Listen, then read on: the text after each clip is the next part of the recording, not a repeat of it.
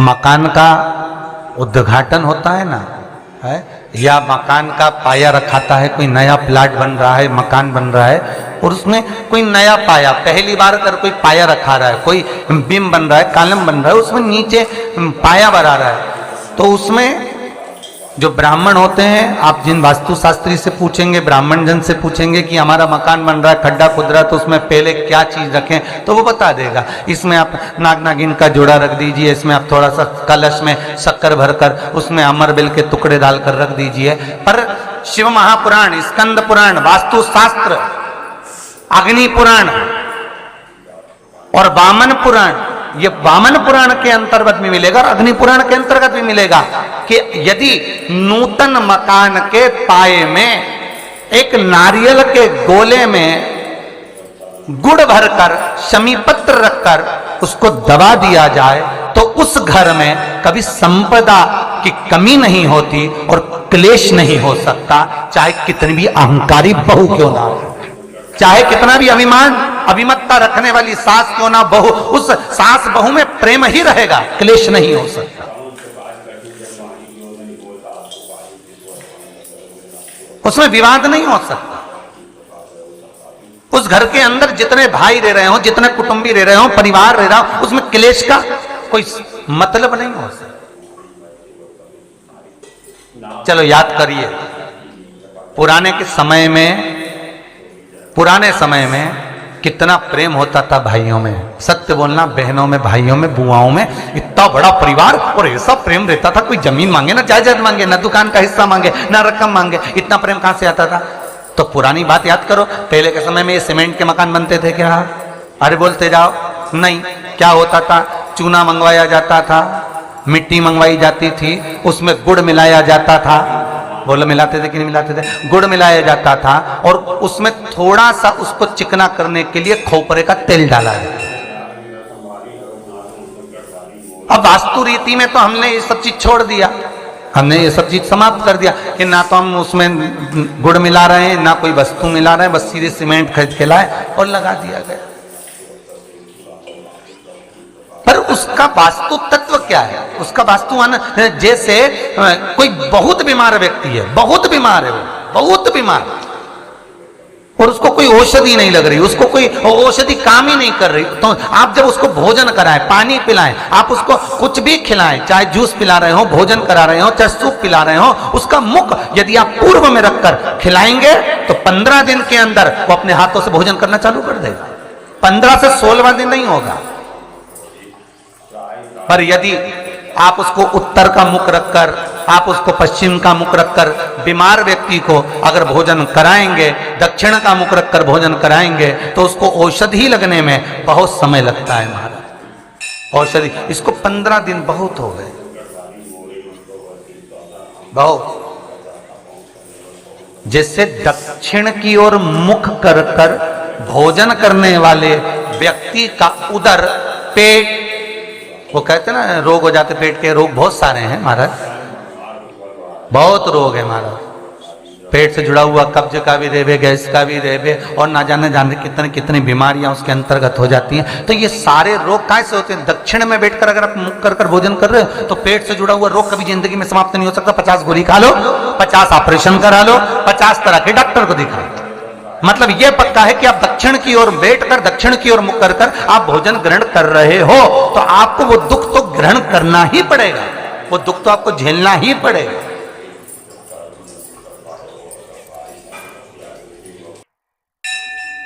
तो भगवान शिव की कथा कर रही है, स्कंद पुराण वर्णन कर रही है महाराज, सुंदर अग्नि पुराण और वामन पुराण कर रही है।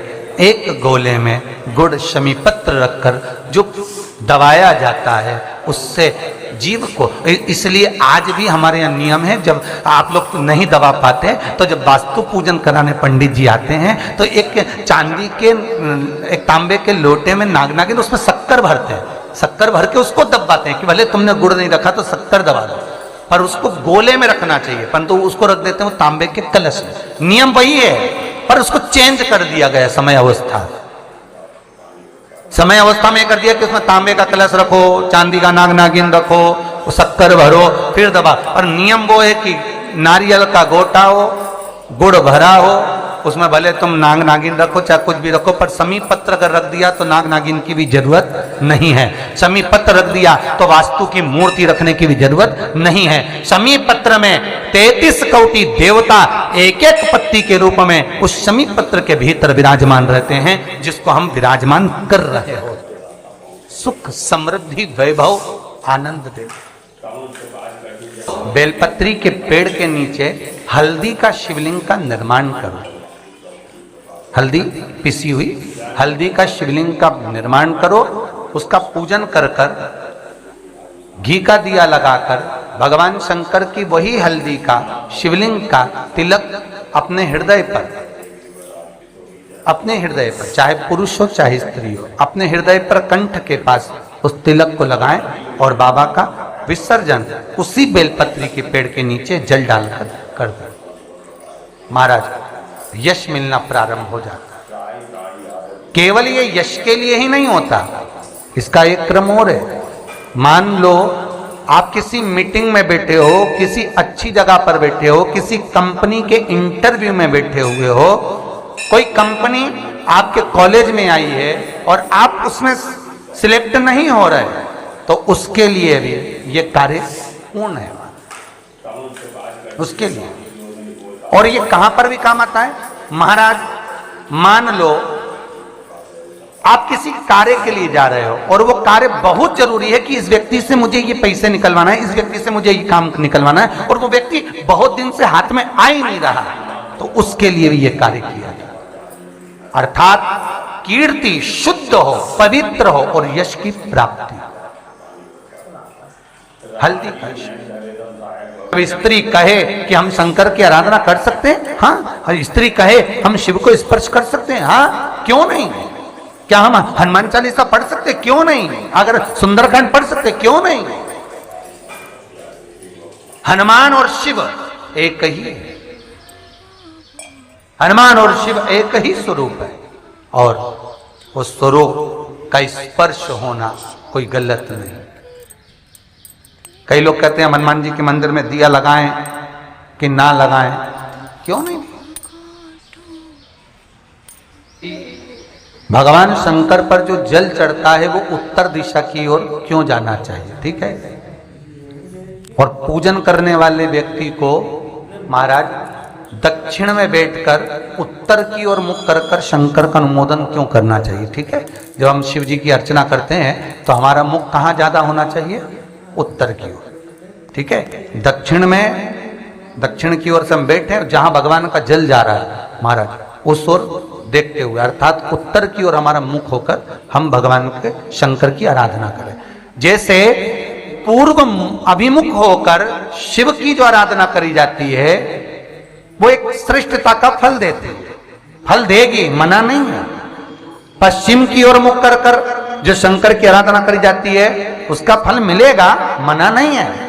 पर दक्षिण में बैठकर उत्तर की ओर मुख कर कर जब हम शंकर की आराधना करते हैं उसका जो फल होता है वो शीघ्र प्राप्त होता है। पर ज्यादातर लोग कैसे करते हैं, आप लोगों ने भी तो करा होगा, बोलो जरा जम के। कहां बैठते हो महाराज जी, उत्तर की ओर तो जलाधारी का मुख है, ऐसा एक सहज भाव।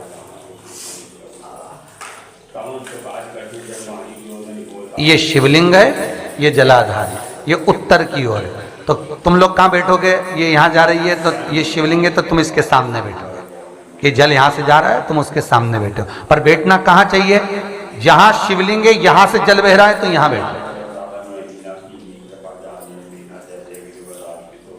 फिर बाद में लोग कहते हैं महाराज जी हम तो शंकर जी के खूब पूजन करते, हमने तो खूब अनुष्ठान करा, पर फल कम क्यों मिला। उसका कारण है पूर्व अभिमुख होकर करोगे मिलेगा, पर थोड़ा समय लगेगा। पश्चिम अभिमुख होकर करोगे मिलेगा, थोड़ा समय लगेगा।